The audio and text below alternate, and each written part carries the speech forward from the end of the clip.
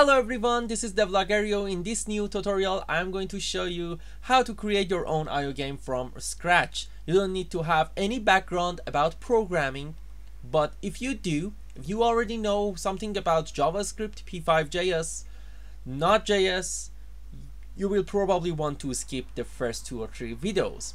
Let's talk a little bit about IO games in general. IO games are kind of games that are, first of all, they are multiplayer online, and then they are plug and play. You click on one button and you're in the game. No sign in, no downloading, no loading. If there is, maybe a little bit, a very tiny small loading in the beginning of the game, things like that. It's gonna be as simple as possible, but they are massively multiplayer. So many players are gonna go in there.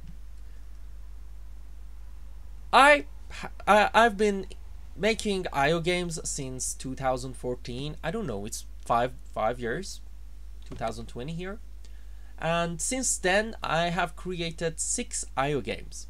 And the last one was called Pure Space. If you want to play my IO games, the link of those are in the description below.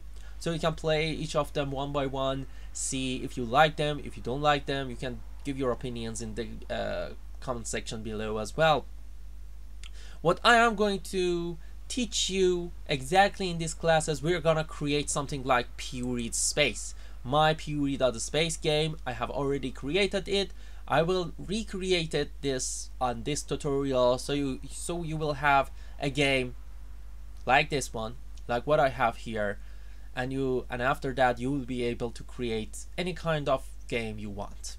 Maybe it's a racing IO game, top-down shooter IO game, side-scroller IO game, anything. So we're gonna cover almost all the topics here. Make sure you go ahead and check my games. Also consider subscribing and turning on the notification so you can know when my next episode is gonna be released.